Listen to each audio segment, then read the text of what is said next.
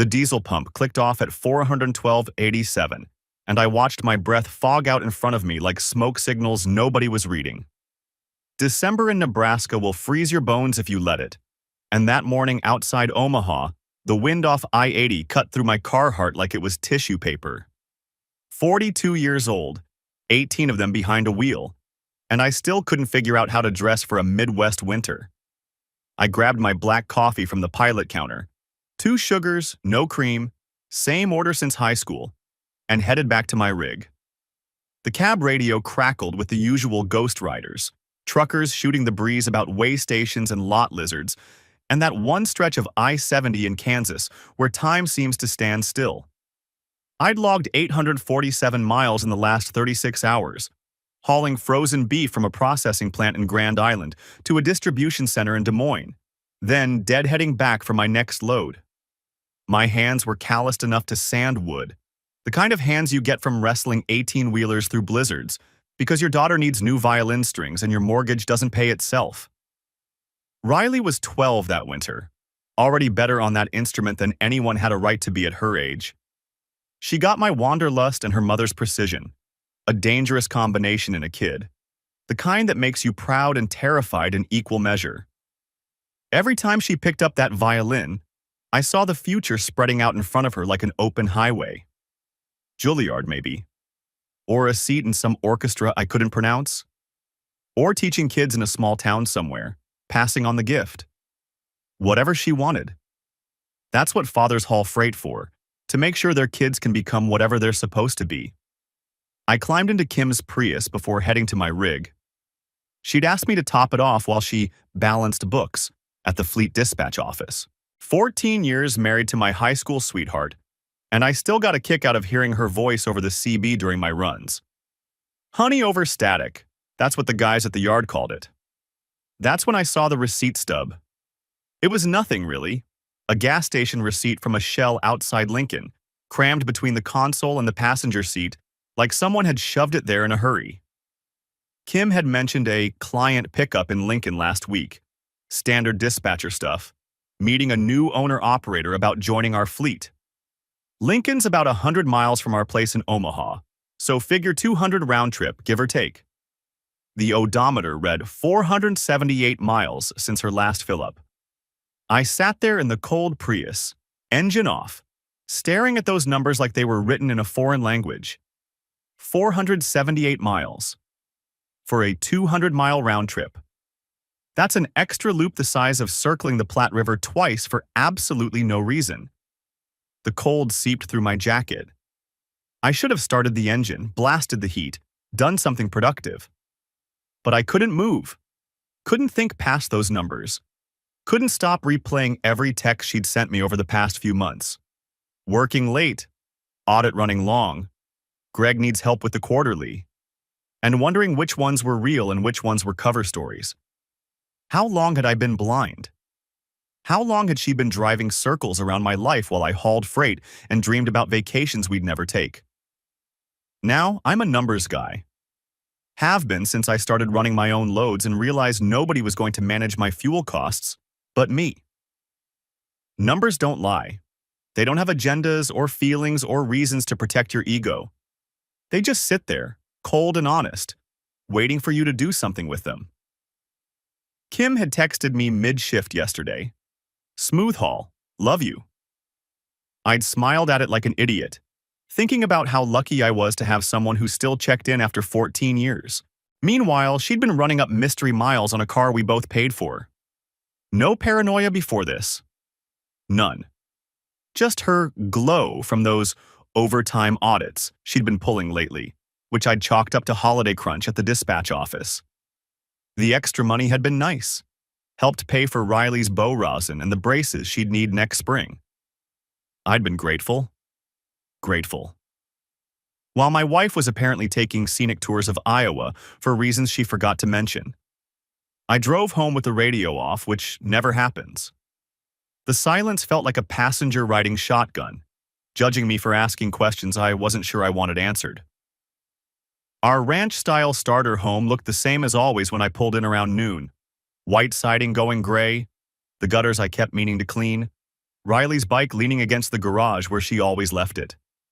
Inside, the house was quiet.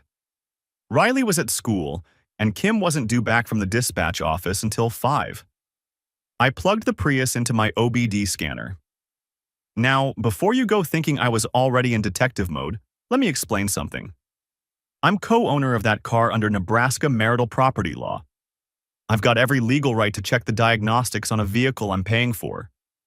The scanner was a perk from my shop days before I went long haul, and I used it all the time on our vehicles. Nothing shady about it.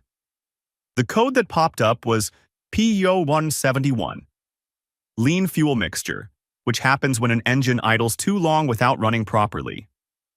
The timestamp matched a 3-hour window last Tuesday when Kim had supposedly been working from home on quarterly reports. 3 hours of idling at a location that wasn't our house. 3 hours when she'd texted me a photo of her laptop screen, coffee mug artfully placed beside it, claiming she was drowning in spreadsheets. I remembered texting back a heart emoji like a sap. My hands were shaking as I scrolled through more data. Error logs going back weeks, months, a pattern of extended idles at the same location, always during times she'd claimed to be somewhere else. I pulled up the family tracking app on my phone. We'd set it up years ago when Riley started walking to school alone. Safety check-ins, Kim had called it. All 3 of us were on it. All 3 of us had agreed. Kim's location history showed a detour to a motel chain outside Des Moines, 150 miles off any route that made sense for her job. The timestamp overlapped perfectly with a verification call she'd mentioned having with Greg Hollister, the fleet auditor who'd started about 8 months back. Greg. Always crunching numbers with her over lunch breaks. Always finding reasons to stop by her desk. 40 years old, divorced, drove a silver Silverado that he kept way too clean for someone who supposedly worked in an office all day. Audit my ass, I said to the empty kitchen. I didn't punch anything. Didn't scream. Just sat there at the table where we'd eaten 10,000 meals together, watching the winter light creep across the floor, feeling something shift inside me like a transmission grinding into a gear it wasn't meant to find. Kim rolled in around 5:30, looking tired in that specific way she'd been looking tired for months now. Hair slightly mussed, blazer wrinkled, the kind of disheveled that could mean a hard day at work or could mean something else entirely. Rough audits, she said, dropping her purse on the counter. Greg's a real stickler for the quarterly reconciliations. I handed her a cup of coffee. Same way she liked it, splash of cream, no sugar. Hey, weird thing. Noticed a mileage glitch on the Prius. Showed a Des Moines detour last week? She sipped the coffee. Paused just a beat too long before answering. Client reroute. Forgot to log it. The timestamp showed a motel stop. Long one. Her laugh came out cracked around the edges. Coffee run, hun. Stress miles. You know how I get during crunch time? Sometimes I just need to drive and clear my head. I nodded, kept my face neutral, which wasn't easy. The front door banged open and Riley burst in like a tornado with a violin case. Dad, I nailed the scales today. Ms. Patterson said I'm ready for the intermediate repertoire. I swept her up in a hug that probably lasted too long, burying my face in her hair that smelled like school cafeteria and rosin. That's my girl. Knew you had it in you. Can we have meatloaf tonight? The good kind with the ketchup crust? You got it, kiddo. Kim kissed Riley's forehead and disappeared into the bathroom to freshen up. I made meatloaf and mashed potatoes while Riley practiced her scales in the living room, the notes floating through the house like they belonged there. Normal evening, normal family, normal everything. Except the numbers didn't add up, and numbers don't lie. After Riley went to bed, I pulled up the Prius's built-in telematics on my laptop. Standard feature since 2018 on most models. Owner app. Completely legal for me to access. What came up made my stomach drop through the floor. 8 months of data. 8 months of off-log idols at an address I didn't recognize. I plugged it into Google Maps. Apartment complex on the south side of town. The kind of place with a pool nobody uses and a gym that smells like feet. I cross-referenced the timestamps with Kim's work calendar, which she kept shared on the family Google account. Every single idol overlapped with audit overtime. Every single one.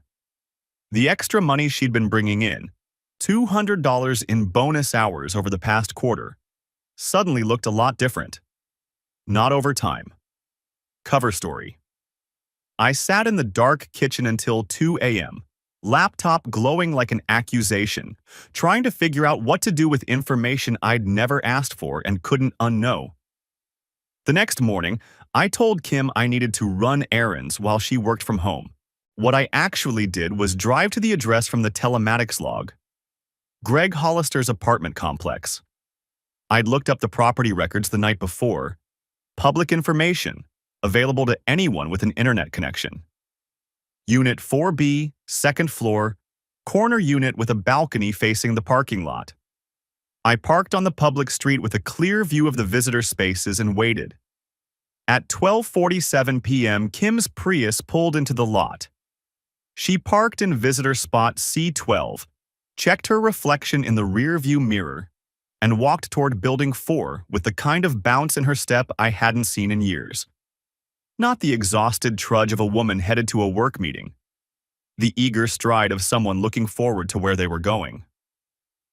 I took 3 photos with my phone, time-stamped, location-tagged. Then I drove home. That evening, I tailed her errand run after supper. She'd mentioned needing to pick up some files from the office, which apparently required fresh lipstick and her good jeans. I hung back 3 car lengths, just like I'd learned from too many crime podcasts on long hauls. The Prius didn't go anywhere near the office.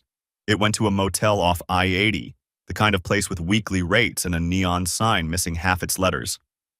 Greg's silver Silverado pulled in 2 minutes later. I parked 2 blocks away and waited.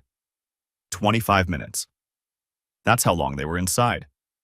I sat there in my truck, engine idling, watching the door of room 114 like I was waiting for a confession I already knew was coming.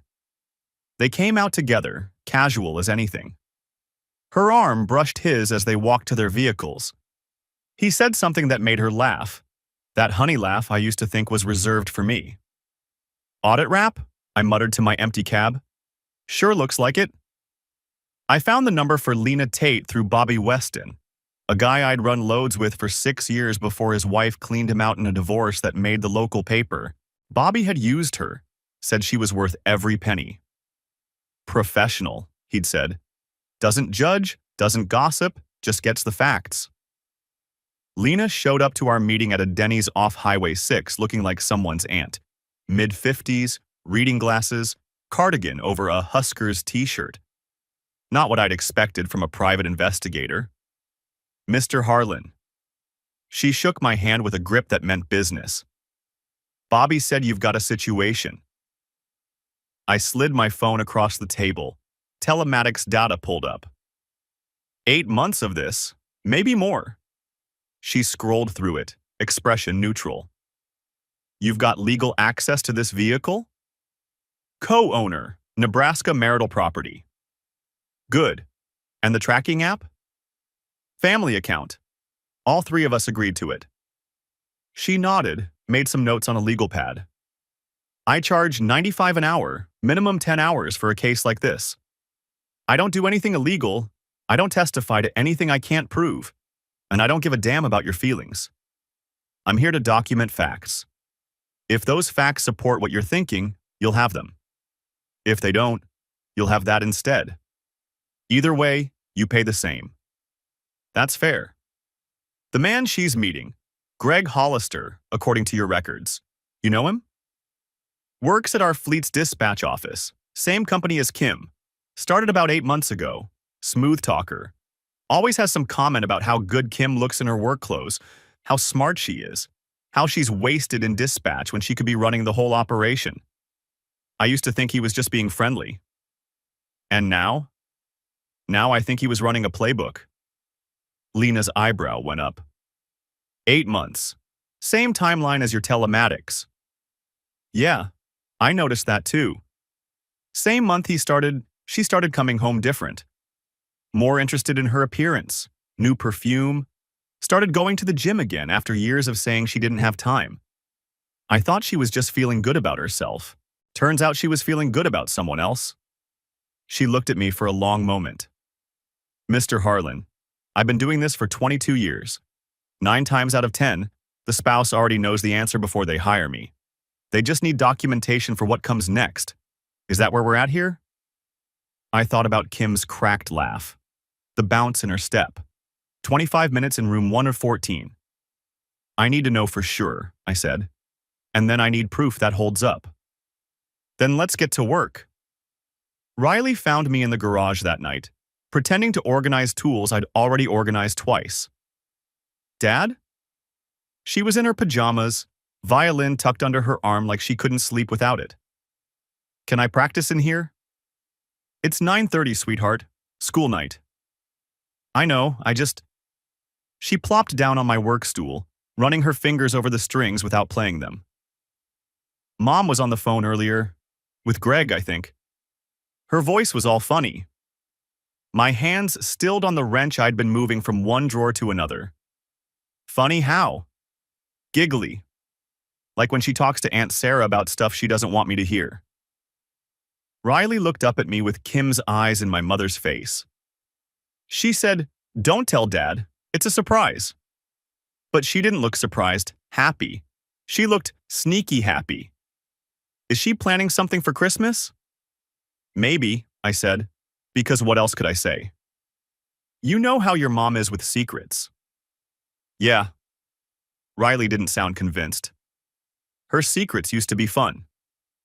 Week 2, I called the Nebraska Dad Support Hotline from a rest stop outside Grand Island. Free service, 24/7, anonymous. I'd found the number on a poster in the pilot bathroom of all places. My wife's odometer doesn't match her story, I told the woman on the other end. I've got timestamps and locations and everything points to what I think it points to, but I keep hoping I'm wrong. Have you confronted her about the discrepancies? Tried. She had an explanation for everything. Stress miles, client reroutes, coffee runs that apparently require 200 extra miles of driving. The counselor was quiet for a moment. What's your gut telling you? That I'm not crazy, that the numbers are right, that my daughter's going to be collateral damage in something she didn't ask for. Your daughter needs stability right now, whatever that looks like. Document what you're finding, but don't make any big moves until you've got a clear picture. And whatever you do, don't put her in the middle.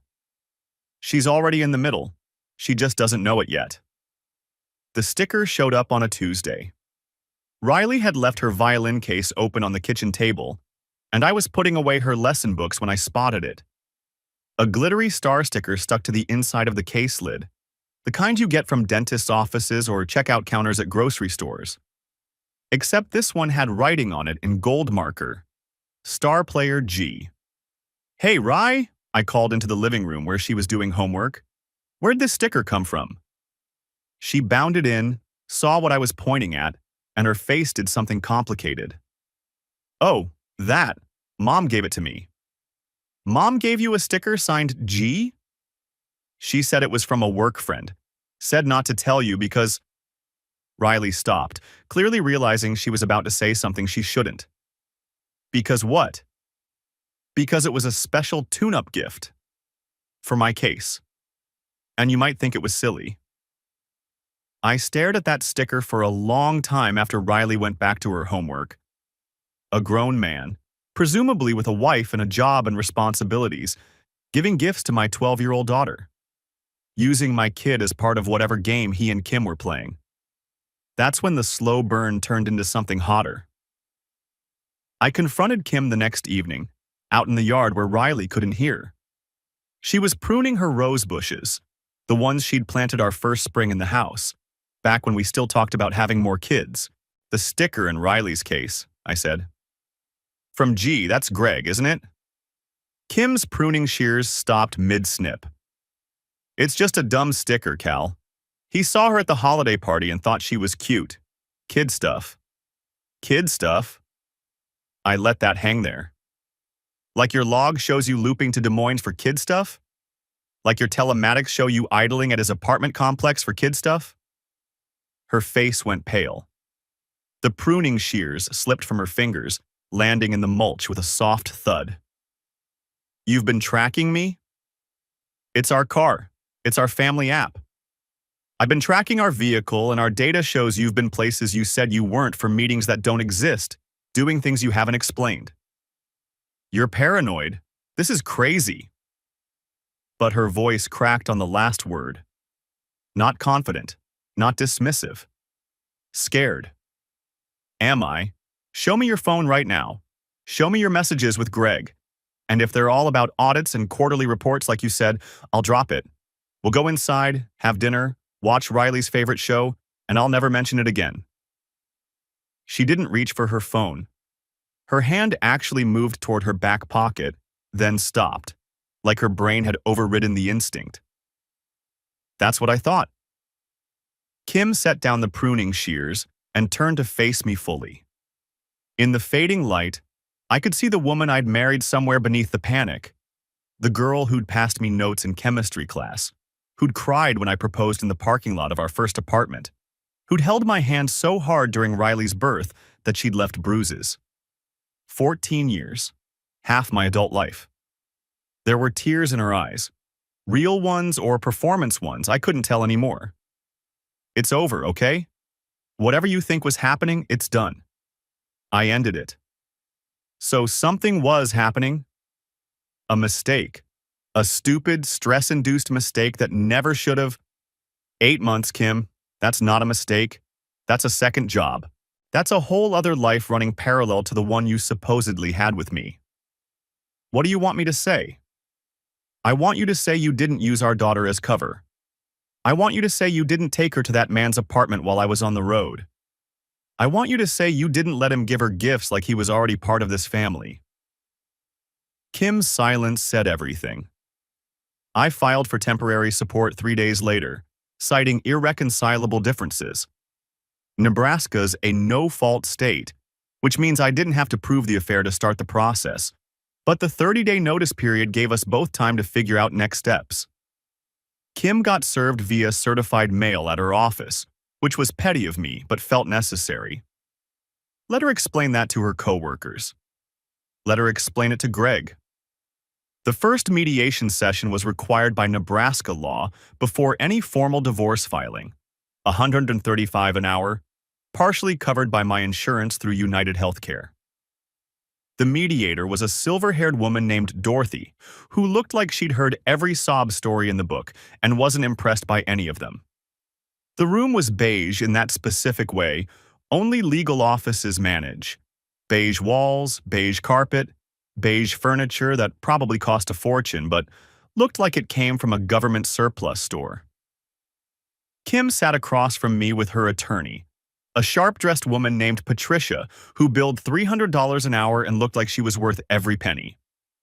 Mr. Harlan, you've indicated concerns about transparency in the marriage. Can you elaborate? My wife's been having an affair with a coworker for at least 8 months.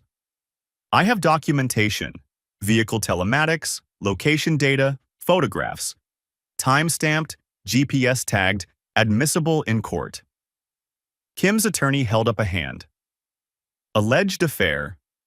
My client maintains that any outside relationship has ended and she's committed to reconciliation. Your client maintained that nothing was happening until I showed her the data. Told me I was paranoid. Told me it was stress miles and coffee runs and client reroutes. Her credibility's not exactly sterling. Dorothy made a note, her pen scratching across the legal pad like judgment being recorded. Mrs. Harlan, do you dispute the documentation your husband has referenced? Kim's jaw tightened. She was wearing the blouse I'd bought her for our anniversary last year.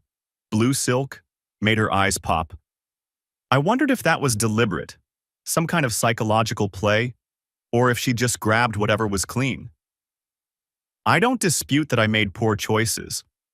I dispute the characterization that I'm some kind of monster, I offered. Nobody said that. I said you cheated. For 8 months.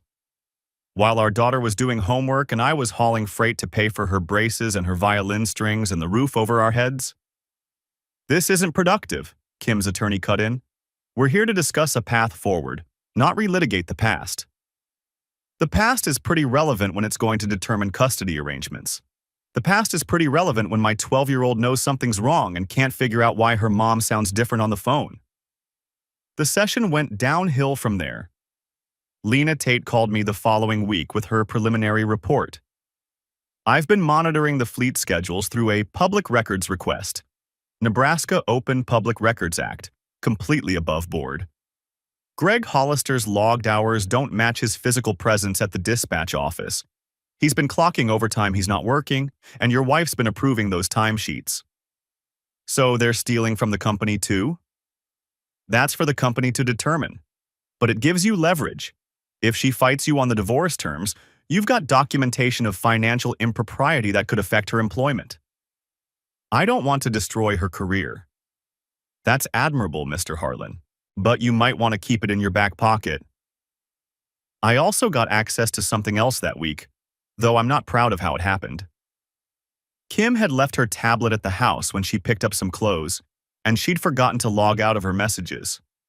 One-party consent state, Nebraska. I wasn't breaking any laws by reading what was on a device in my own home. Greg's messages to her were worse than I'd imagined. Missing our mile markers, one read from the previous month. Your curves are better than any chassis I've ever tuned.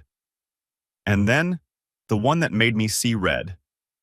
Riley's practice schedule works perfect for us. Kid's a great cover. Doesn't suspect a thing. They'd been using my daughter's violin lessons as alibis. Every time Kim dropped Riley at Ms. Patterson's studio, she'd apparently been making detours to Greg's apartment. My kid's gift, her passion, her joy, turned into a scheduling tool for her mother's affair. I didn't punch anything that night either. But it was close. Riley's behavior started changing around week 6. She'd always been an easy kid, did her homework without being asked, practiced violin because she loved it, helped with dishes because she said it gave her thinking time. But that January, she started snapping at Kim for small things, leaving cabinets open, forgetting to buy her favorite cereal. You forgot the rosin, too, Riley said at dinner one night, pushing her chicken around her plate. Ms. Patterson says I need new rosin, and you said you'd get it 2 weeks ago. I've been busy, honey. Work has been. You're always busy, except when you're not. Riley looked at her mother with an expression I'd never seen before, something hard and knowing. I heard you on the phone with him again, when you thought I was asleep. Kim's fork clattered against her plate. Riley, you're not supposed to make that voice with other people. That's Dad's voice. The silence that followed was deafening. Kim excused herself to the bathroom. I helped Riley clear the dishes, neither of us saying anything, the weight of what she'd just said filling the kitchen like smoke. She's not going to stop, is she? Riley asked, voice small. I don't know, sweetheart. Are you going to leave? I knelt down so I was at her eye level. Nothing is going to change how much I love you. No matter what happens with me and your mom, you're my girl. That's permanent. Riley hugged me so hard I felt my ribs creak. I know, she whispered. I just wish she knew it too. The therapy started in February. Joint family sessions, required by the mediator to assess family dynamics before custody arrangements could be finalized. The therapist was a young guy named Dr. Reeves who had one of those offices with sand trays and fidget toys and inspirational posters about feelings. We're going to do an exercise today, Dr. Reeves said during our 3rd session. I want each of you to suggest a word that represents what you need from this family. We'll write them down and discuss. Riley went first. Honesty, she said without hesitation. Kim flinched. Trust, she offered, which felt rich coming from her. I thought about it for a minute. Stability. Dr. Reeves wrote the words on a whiteboard. Interesting that all three of these connect, isn't it? Honesty builds trust, and trust creates stability. Mrs. Harlan, how do you think the family can work toward these goals? I think we need to focus on the future instead of the past. The past is how we got here, I said. You can't build a future on a foundation you won't acknowledge is cracked. Cal, you used our daughter's violin lessons as cover for your affair. You let that man give her stickers and treats like he was shopping for a role in her life. That's not the past. That's my kid's present, and it's affecting her. Dr. Reeves held up a hand. Mr. Harlan, I understand your frustration, but Riley told me she hears her mother making Dad's voice with someone else on the phone. She's 12. She shouldn't know what that means, and she shouldn't have to carry it. Kim started crying. Real tears this time. I could tell by the way her mascara ran. I never meant for her to be hurt. Then why'd you do it in the first place? No answer. There never was. March brought Greg's ex-wife. I joined an online forum for divorced dads. Not something I'd ever imagined myself doing, but the support hotline counselor had recommended it, and I was running out of people to talk to who understood what I was going through. The trucker guys at the yard were sympathetic, but most of them had never dealt with anything like this. The forum was different. Anonymous usernames, no judgment, just men going through the same meat grinder comparing notes. Guys who'd lost everything. Guys who were just starting to rebuild. Guys in the middle of the storm wondering if they'd ever see clear sky again. It helped. Not like therapy helped. Not like talking to Riley helped. But in its own way. Knowing I wasn't alone. Knowing other men had survived this. Knowing the rage and grief and confusion I felt every day wasn't a sign of weakness. It was just part of the process. A woman named Silverado Survivor messaged me directly after I posted about my situation. I saw your story, she wrote. The fleet auditor angle caught my eye. My ex-husband worked the same job until 2 years ago. His name was Greg. I stared at my screen for a full minute before responding. You're his ex? Divorced him after I caught him with a dispatcher from his previous company. She'd poached him from our marriage with the same routine. Late nights, mysterious mileage, audit meetings that went 3 hours long. Kim started seeing him 8 months ago, right after a dispatch seminar I encouraged her to attend. That's his hunting ground. Seminars, conferences, anywhere married women feel overwhelmed by their jobs and flattered by attention. He's got a type. My daughter's been caught in the middle. So was ours. Our son was 10 when it all came out. Greg used him the same way. Baseball practice pickups, play dates that gave him cover. Kids are convenient alibis when you're sneaking around. My hands were shaking. How'd you find out? Same way you did, probably. Numbers didn't add up. Mileage, expenses, time. He's sloppy about the details because he thinks nobody's paying attention. What happened to him? Lost his job, lost his custody bid, lost most of our assets because he'd been skimming from our joint accounts to fund his little adventures. Last I heard, he'd moved to Nebraska and found a new company to work for. I wanted to throw my laptop through the window. He's still doing the same thing. Of course he is. Men like Greg don't stop because they got caught. They just find new marks. Armed with this new information, I went back to Lena Tate. His ex-wife's willing to provide a statement, I told her. Pattern of behavior, similar tactics, the whole thing. Lena nodded, making notes. That's helpful for establishing character, but it's not going to win your case by itself. We need documentation specific to your marriage. What about the pay stub irregularities? The overtime he didn't work? I've pulled those records through your attorney's subpoena request. Greg's been logging an average of 15 hours of overtime per week that he can't account for. Your wife's signature is on every timesheet. So she's been covering for him financially. Looks like it. There's about $2,500 in questionable payroll over the past quarter alone. That's not just infidelity. That's potential fraud. I sat back in my chair. I don't want to blow up her career. You might not have a choice. If you're going for primary custody, you need to demonstrate that she's made decisions that put your daughter at risk. Financial impropriety with a romantic partner fits that pattern. Riley loves her mom. I know. But Riley also deserves a stable home with a parent who puts her first. Right now, your wife's been putting a lot of things ahead of your daughter. Her own needs, her own desires, her own secrets. That's a pattern, Mr. Harlan, and judges notice patterns. What do you need from me? Keep doing what you're doing. Document everything. Stay calm. Don't give her ammunition to paint you as the bad guy. And most importantly, be there for your kid. At the end of the day, that's what this is all about. She wasn't wrong. The fleet mixer was Kim's idea, ironically. Every spring, the dispatch office hosted a shift share event. Potluck dinner, awards for driver performance, chance for the office staff and the road crews to mingle.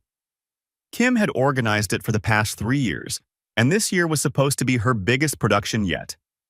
She'd sent out invitations weeks in advance, ordered catering, rented a projector for the awards presentation. I'd been planning to skip it. What was the point? Everyone at that company knew our business by now. Small office, big gossip. The secretary had given me sympathetic looks the last time I'd stopped by to pick up paperwork. The foreman had pulled me aside to say, "Hang in there, brother," like I was running a marathon instead of a divorce. But then I got an idea. Riley had been learning video editing for a school project, some historical documentary thing about Nebraska statehood, and she was weirdly good at it. Natural instinct for pacing, music selection, transitions. So I asked her if she'd help me put together a highlights reel for the mixer. Photos from the year, funny quotes from the CB, that kind of thing. "Can I pick the music?" she asked. "You can pick everything. I trust you." What I didn't tell her was that I'd slipped a few additional images into the folder she was working from. Nothing explicit, just a few receipts and timestamps that happened to show some interesting patterns. Fuel purchases at Greg's apartment complex. Motel charges on the company card during client visits. Little breadcrumbs that, when displayed on a projector in front of 50 people, might raise some questions. Was it petty? Absolutely. Was it mature? Not even close. But I'd spent months being the bigger person, documenting everything properly, following legal channels, and watching Kim continue to gaslight everyone around her about what had really happened. Sometimes the high road just leads to more traffic. The mixer was held in the fleet's warehouse bay, trucks pushed back to make room for folding tables and a makeshift stage. The smell of diesel mixed with potluck casseroles in a way that shouldn't have worked but somehow did. I recognized most of the faces, drivers I'd run loads with for years, dispatchers who'd guided me through blizzards, mechanics who'd saved my bacon more times than I could count. Kim was in her element, working the room like a politician at a fundraiser. Shaking hands, accepting compliments on the decorations, laughing at jokes that probably weren't that funny. Greg lurked near the food table, nursing a beer and avoiding eye contact with me. The slideshow started at 7:30. Riley had done a beautiful job. Photos of rigs on the open road, sunrise over the Platte, drivers mugging for the camera at rest stops. The music swelled at all the right moments. People clapped when their faces appeared on screen. And then, between a shot of the company Christmas party and a picture of the dispatch team, came the receipts. Just 3 slides. Quick succession. Date, location, amount. Greg's apartment complex. The motel off I-80. A gas station 30 miles from anywhere Kim should have been on a Tuesday afternoon. I watched Kim's face go white. Greg's went red. Someone in the back muttered, "What the hell?" A phone appeared, then another. The warehouse bay filled with the soft click of screenshots being taken. The slide lingered for maybe 3 seconds before Riley clicked to the next one, a perfectly innocent photo of our safety awards ceremony. But the damage was done. Whispers spread through the room like wildfire through dry brush. The dispatcher, who'd been Kim's closest ally at work, was staring at her with an expression that said, "We need to talk." Several drivers had formed a huddle near the exit, phones out, comparing notes. Greg left before the potluck was even served, practically sprinting for his Silverado. Kim lasted another 20 minutes before claiming a migraine. "You did that on purpose," she hissed at me as she grabbed her purse. "Did what?" "You know what?" I shrugged. "Must have been a glitch. Technology, right? Never works when you need it to." Riley helped me pack up the projector with a smile on her face I couldn't quite explain. "Was that what I think it was?" she asked quietly. "What do you think it was?" "Justice." I didn't correct her. Things moved fast after the mixer. Kim's supervisor called her in for a review meeting that Monday. The pay stub irregularities I'd documented went straight to HR through Lena Tate's contacts. Anonymous tip, completely untraceable back to me. The company launched an internal investigation that put both Kim and Greg on administrative leave pending results. Meanwhile, the custody evaluation was moving forward. Nebraska law says kids 12 and older can express a preference about which parent they want to live with, and the guardian ad litem assigned to Riley's case, a no-nonsense attorney named Martha, who'd been doing this for 30 years, was taking that preference seriously. "Your daughter's been very clear in our conversations," Martha told me at our meeting. "She loves both her parents, but she feels safer with you. She feels like she can trust you. Kim's her mother." "I know, and I'm not recommending no contact. That would be harmful to everyone. But primary residence, decision-making authority on education and healthcare? Based on what I've seen and heard, I'm leaning your direction." "What does that mean for visitation?" "Standard schedule, every other weekend, Wednesday dinners, alternating holidays. Kim will still be very much in Riley's life. This isn't about punishing anyone. It's about what's best for a 12-year-old girl who's been through more than any kid should have to handle." I rubbed my face with both hands, exhaustion settling into my bones like winter cold. I never wanted any of this. I just wanted a normal family, normal marriage, normal life. Nobody gets normal, Mr. Harlan. We just get whatever we get, and we deal with it as best we can. I should have felt triumphant. Instead, I just felt tired.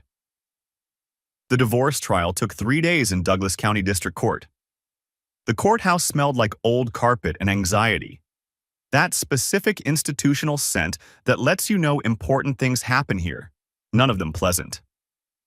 I wore my best suit, the one I'd bought for my brother's wedding 5 years ago, and hoped it still fit well enough to make me look like a responsible parent and not a trucker who lived in flannel shirts and coffee-stained thermals. My attorney, a no-nonsense woman named Sandra, who'd come highly recommended by the trucking union, met me in the hallway with a thick binder of documents. "You ready?" "No." "Good answer. The ones who say yes are usually lying." She patted my arm. "Just tell the truth. That's all you have to do. The facts are on your side." Day 1 was documentation. My attorney presented the telematics data, the location history, the pay stub irregularities, Greg's ex-wife's statement, Riley's therapy notes with appropriate redactions, and the timeline showing exactly how long the affair had been going on. Exhibits A through M, each one another nail in the coffin of my marriage. Kim's attorney tried to paint it as a momentary lapse in an otherwise solid marriage, but that's a hard sell when you've got 8 months of hotel receipts and GPS coordinates. Judge Carlson, no relation to anyone I knew, just the luck of the docket, listened without expression, making occasional notes on his legal pad. "Your Honor," Kim's attorney said during her opening statement, "this was a marriage under strain. My client was lonely, overwhelmed by work responsibilities, and made poor choices during a vulnerable time. She has since ended the relationship in question and is committed to rebuilding her family." My attorney countered with the facts. Not emotional appeals. Not dramatic speeches. Just the numbers. Day 2 was testimony. Kim took the stand and cried about stress and loneliness and feeling neglected while I was on the road. Fair points, some of them. I had been gone a lot. Long-haul trucking isn't a 9-to-5 job. You miss birthdays and anniversaries and school plays and Sunday dinners. You see your family through phone screens and hear their voices through static. It wears on everyone. But that's not a justification for what she did. It's an explanation, maybe, not an excuse. Mrs. Harlan, my attorney asked during cross-examination, did you ever tell your husband you were feeling neglected? Kim dabbed at her eyes with a tissue. I tried.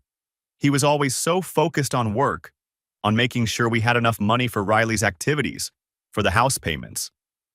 Did you suggest couples counseling? No. Did you ask him to reduce his driving schedule? I didn't want to put pressure on him. I knew how much he valued providing for our family. But you did want to pursue a relationship with Mr. Hollister? It wasn't like that. It just happened. 8 months of hotel rooms and falsified timesheets just happened. I don't know. Kim's voice broke. I don't know how to explain it. I don't know how I became this person. That's convenient, Mrs. Harlan. When did you realize you'd become this person? When my husband showed me the data. When I saw it all laid out like that. The dates, the locations. And I realized how much of my life had become a lie. Day 3 was the judge's decision.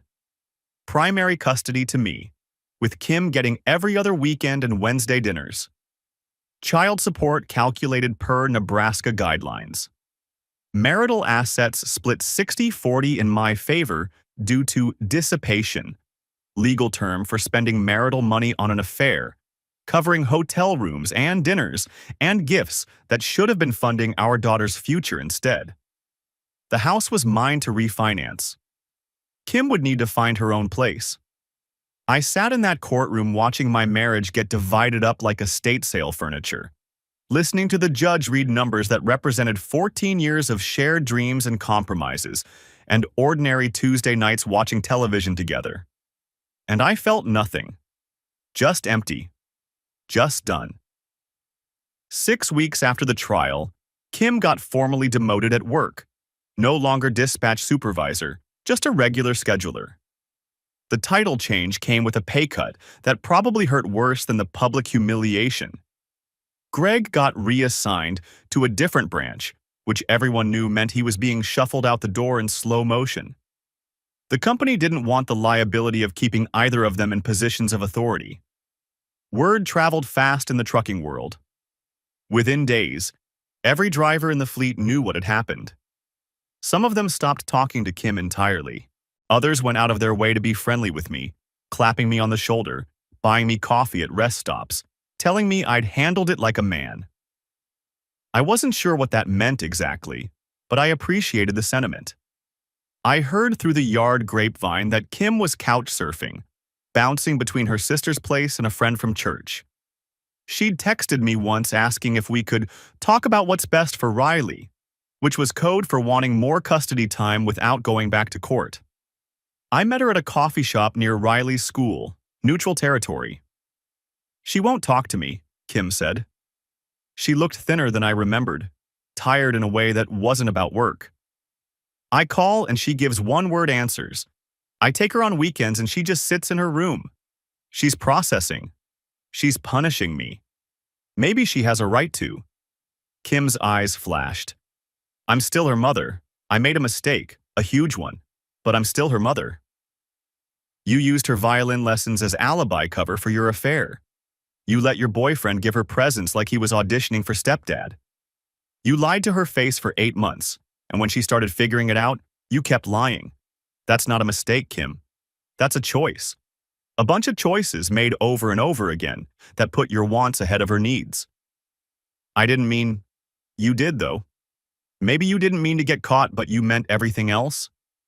I finished my coffee and stood up. Riley will come around eventually. She loves you. But you're going to have to earn back her trust, and that's going to take a lot longer than a few weekends. What about you? Will you ever forgive me? I thought about it honestly. The anger had burned itself out over the past few months, replaced by something duller and heavier. Not forgiveness exactly. More like acceptance. I don't know, I said, but I'm not trying anymore. I've got a kid to raise. Mia Reyes started as a temporary dispatcher 3 weeks after my divorce finalized. She wasn't anything like Kim. Shorter, darker hair, laugh that sounded like gravel instead of honey. She'd come up through the ranks at a competing fleet before jumping ship for better benefits, and she had zero patience for drama. I heard about what happened with the last supervisor, she told me during her first week when I stopped by the dispatch office to drop off some paperwork. Office politics like that are why I left my last job.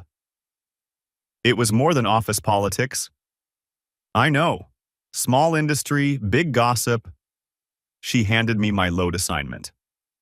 For what it's worth, you seem like someone who got dealt a bad hand and played it right. That's a generous read. I'm a generous person. She smiled. Quick, professional, nothing flirtatious about it. Good luck on your run. I thought about her on the drive to Colorado. Not in a romantic way exactly, just in a, there are still decent people in the world way. It was a nice change. Summer came, and with it, Riley's transformation. The angry, suspicious kid who'd spent the winter waiting for the other shoe to drop started to relax. Maybe it was the stability of knowing where she'd sleep every night. Maybe it was the therapy finally sinking in. Maybe it was just the passage of time doing what time does, smoothing rough edges, softening sharp corners, turning fresh wounds into scars you could live with.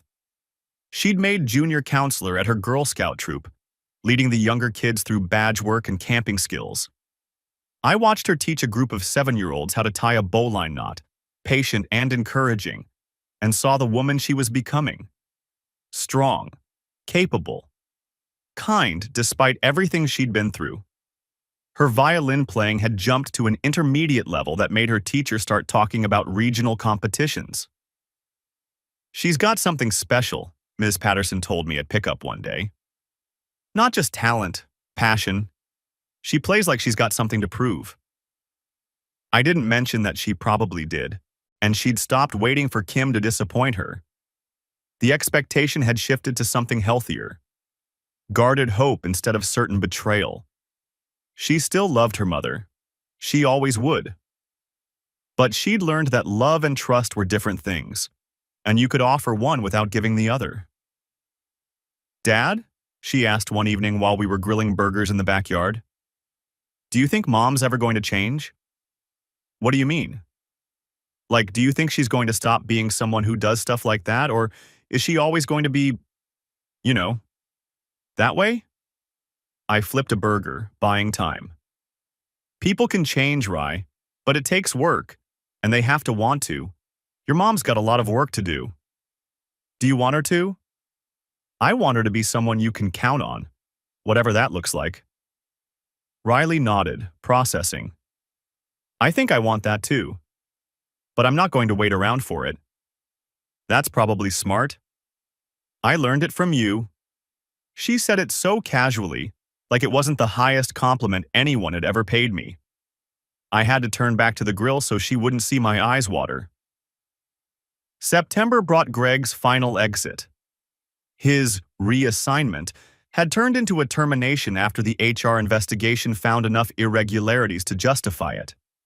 Last I heard, he'd moved back to Kansas, tail between his legs, reputation torched, ex-wife's warnings finally proving prophetic to whoever would listen.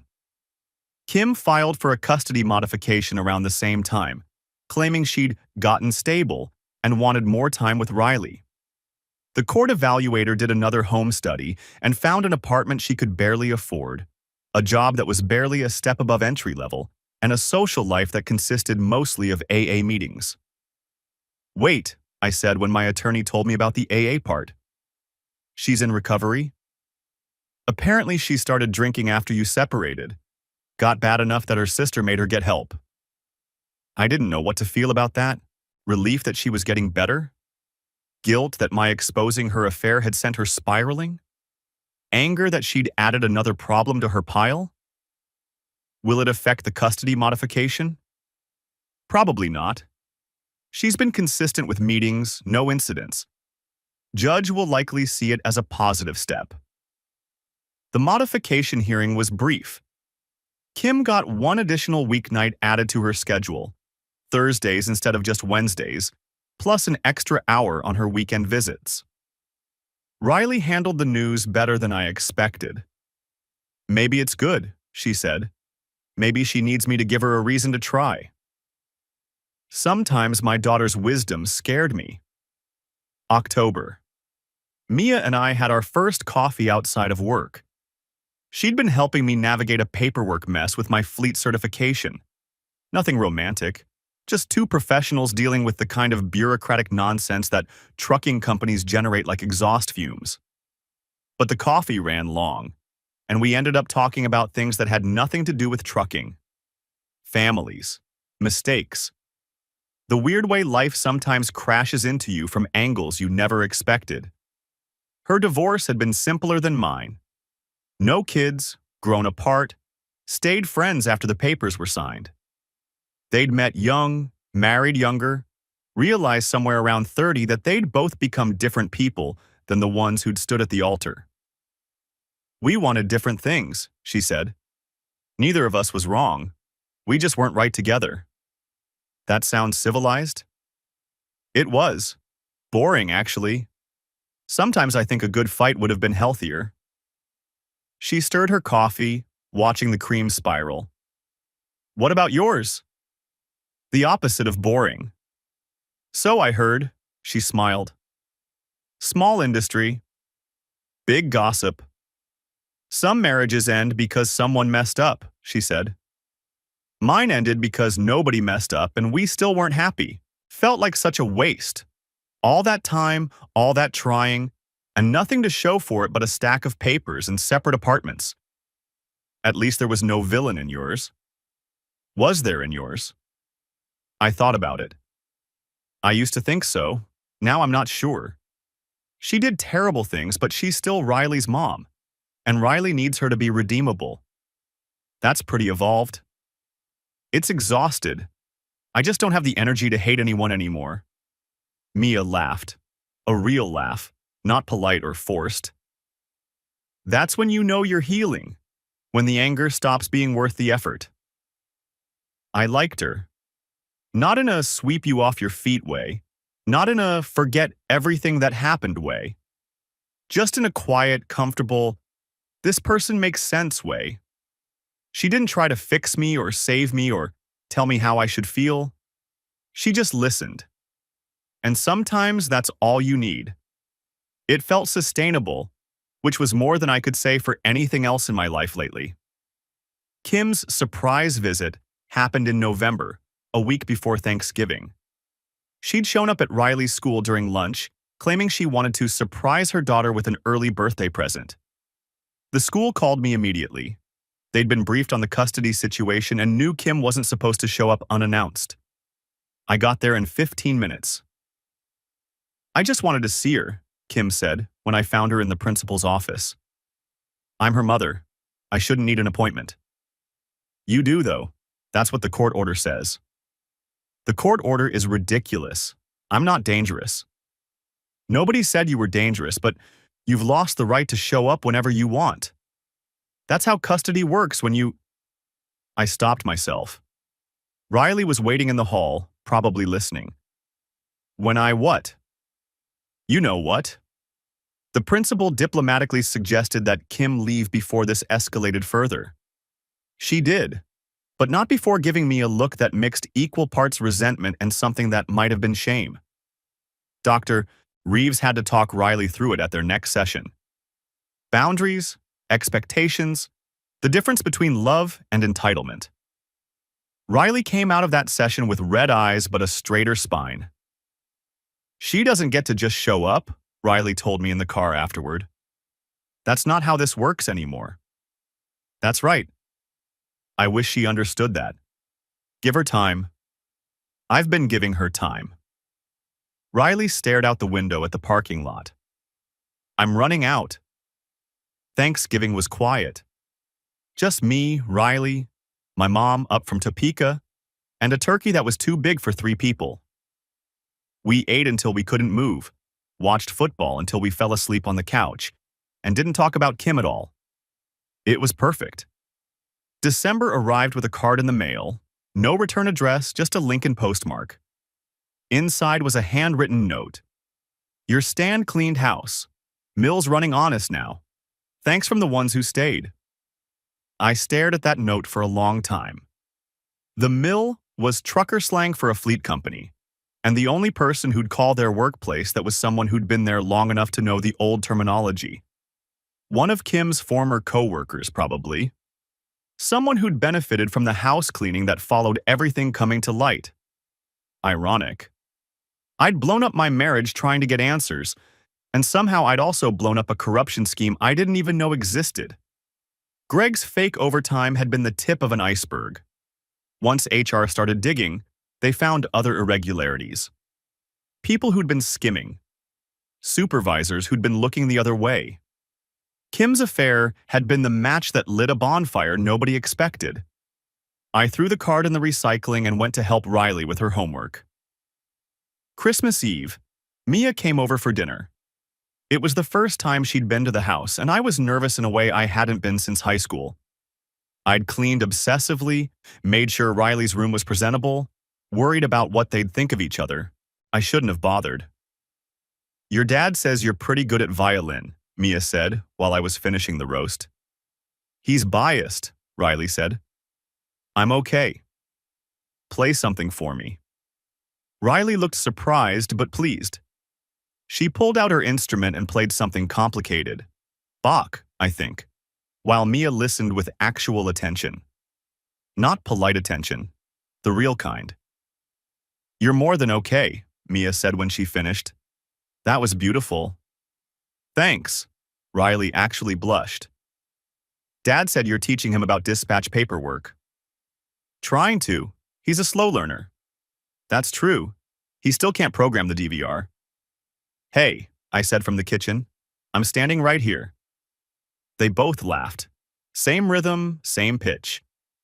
It sounded like something new growing in familiar soil. Dinner was good. Conversation was easy. Riley excused herself after dessert to let the adults talk, which was so pointed it made Mia snort. She's testing me, Mia said when we were alone. Is she? Seeing if I'm going to stick around. Kids do that when they've been through what she has. They want to know if you're worth the risk. And? Are you? Mia looked at me over her wine glass. I don't make promises I can't keep, but I don't make trouble either. I'm not her mom, and I'm not trying to be. I'm just someone who thinks her dad's worth getting to know better. That's a pretty good answer. I've had practice. We sat on the porch later, watching snow drift down over the neighborhood. Christmas lights blinking from every house, cars crunching slowly through accumulating white, the whole world looking like a greeting card. Hell of a year, I said. Hell of a year, she agreed. Think the next one will be better? Mia took my hand. Her fingers were warm despite the cold. Only one way to find out. New Year's Day, Riley asked if she could make a resolution out loud. Go for it, I said. She stood up from the breakfast table like she was giving a speech. I resolved to stop waiting for things to go wrong. I resolved to let good things be good without worrying about when they'll stop. I resolved to trust people until they give me a reason not to, instead of the other way around. That's a lot for one resolution. It's really one thing in 3 parts. She sat back down. I learned it from watching you. When everything was falling apart, you didn't give up. You just kept going. Found the truth, dealt with it, built something new. I want to be like that. I had to look away for a second. You already are, sweetheart. I know, she grinned. But it's nice to hear. Kim picked Riley up that afternoon for her scheduled visit. She looked better than she had in months. Hair done, actual color in her cheeks, something approaching calm in her eyes. Thank you for the extra Thursday, she said, while Riley grabbed her overnight bag. It means a lot. She's your daughter too. I know. I'm trying to deserve that. It wasn't forgiveness.